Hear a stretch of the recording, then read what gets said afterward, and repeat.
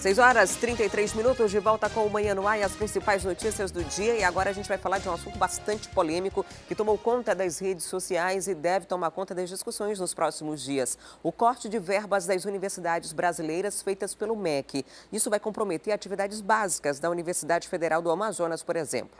A Tamires Kless está ao vivo e vai trazer mais detalhes sobre esse assunto. Tamires, um assunto sério, muito sério. Inclusive o reitor da UFAM já se posicionou, disse que diante desse bloqueio, não vai ter como pagar as contas essenciais de água e luz, né?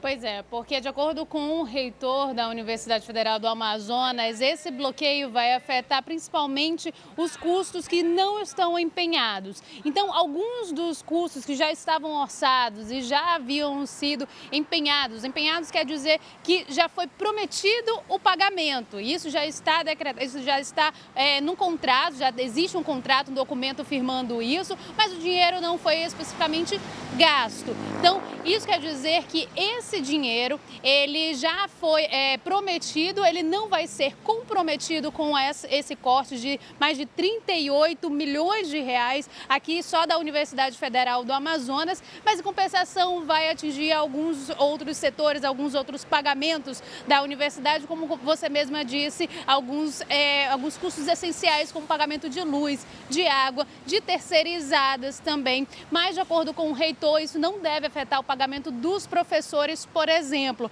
que é um desses custos que já está empenhado. Então, você não pode, na verdade, mexer no pagamento de funcionários públicos. Isso é uma determinação, é uma lei, você não pode realmente mexer nisso. Então, os professores vão ter o salário assegurado. Outro custo, por exemplo, que não vai ser mexido, outro gasto, né, que já foi comprometido, que já está empenhado, é a construção de alguns prédios, né, lá na universidade, algumas reformas que já haviam sido prometidas. Isso não vai ser afetado, mas em compensação, a iniciação científica pode ser afetada também, além desses custos básicos como luz e água, porque esses alunos que entram no PIBIC, né, que é um programa de iniciação científica, eles recebem uma bolsa para que eles sejam incentivados a fazerem pesquisas. Eles também podem usar esse dinheiro justamente nessas pesquisas. Então, são alunos, logo, normalmente, quem entra na universidade, eles já são abordados pelos professores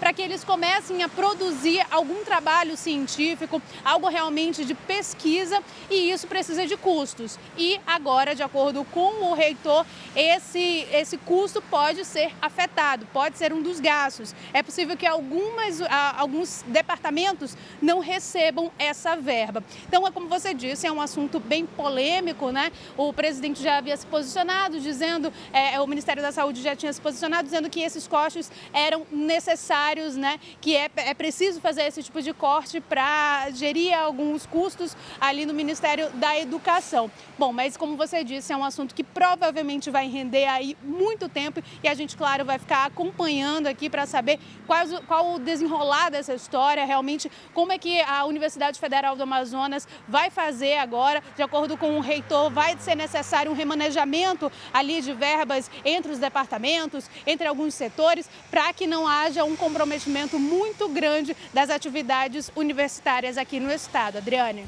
A gente vai ficar acompanhando isso, né? Porque uma das justificativas do governo federal seria que as universidades não teriam conseguido comprovar a necessidade ou o uso desse dinheiro que é destinado a elas. A expectativa do reitor da UFAM é que esse dinheiro possa ser liberado até o fim desse semestre, para não comprometer justamente essas bolsas de iniciação científica. E quem faz pesquisa precisa ter uma dedicação exclusiva a ela. Não tem como você trabalhar em horário integral e estudar à noite e desenvolver uma pesquisa paralela. Por isso que essas bolsas são concedidas, para que haja uma sustentação ainda que é limitante, né? Porque as bolsas geralmente têm valores muito baixos, dependendo do nível de ensino que você esteja, mas ela ainda dá suporte para que as pesquisas sejam realizadas. Então, a gente vai acompanhar. A repercussão não é só aqui no Amazonas, né? Não é só o UFAM, as universidades federais do Brasil inteiro passam por esse bloqueio de verbas, e a gente vai acompanhar também essa repercussão junto ao MEC, junto ao governo federal, que deve acontecer nos próximos dias. Obrigada,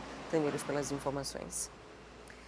E olha só, o Amazonas vai receber do governo federal 14 milhões e meio de reais para manutenção, recuperação e conservação de rodovias. O Ministério da Infraestrutura deve começar neste trimestre as obras que vão abranger trechos de 5 rodovias do estado. Vão ser pavimentados 252 quilômetros da AM10, 78 quilômetros da AM70, 75 quilômetros da AM240, 26 da AM363 e 42 quilômetros da AM354.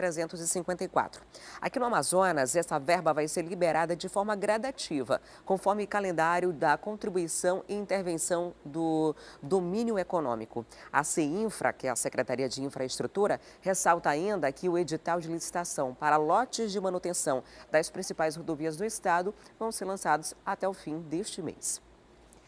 E 18 municípios já decretaram situação de emergência por conta da cheia. A Defesa Civil já iniciou os preparativos e ajuda humanitária em diversas cidades que devem ser mais afetadas. Dentre as ações estão a instalação de purificadores de água que atendem a comunidades onde não há encanamento de água potável. O kit é formado por um tanque com capacidade de armazenar mais de 5.000 litros de água. O sistema usa mecanismos simples de filtragem. A ideia é captar de lagos e rios próximos e deixar o líquido pronto para consumo em poucas horas. O que nós orientamos quando vamos fazer a montagem é que faça esse tratamento à tarde, ao entardecer, para que de manhã já esteja em condições de purificar. A manutenção pode ser feita pelos próprios comunitários. Os insumos químicos são de fácil acesso e só precisam ser comprados, em média, a cada 6 meses. A responsabilidade desses ajustes vai ser de cada prefeitura. Não há uma necessidade de se trocar refis. O projeto ele permite, dentro dele mesmo, que a manutenção seja feita pelos comunitários, ou seja, uma retrolavagem no filtro e a reposição de insumos. Os insumos são cloro, se limitam a cloro e sulfato. Então é muito simples e os custos também relativamente baixos. Até agora, 64 kits como esse já foram enviados para o interior. A prioridade são os 18 municípios que já entraram em situação de emergência. São cidades nas calhas dos rios Juruá, Purus, Madeira e agora também no Alto Solimões. Ao todo, o governo prevê a entrega de pelo menos 400 purificadores. Cada kit está orçado em até R$17 mil. A prefeitura entra com apenas a estrutura da base, ou seja, o suporte de sustentação desses purificadores, e posteriormente vai entrar com a reposição dos insumos. É insignificante com relação aos benefícios que esses purificadores levarão a essas comunidades. E depois do intervalo tem as vagas do Cine. Quem está à procura de emprego nessa terça-feira deve ficar atento às oportunidades. Tem ainda os casos de polícia. 3 homens e uma mulher foram presos, suspeitos de tentar assaltar o ônibus da linha 448 na noite de ontem, lá na Torquato Tapajós. Eu trago os detalhes em instantes, não saia daí.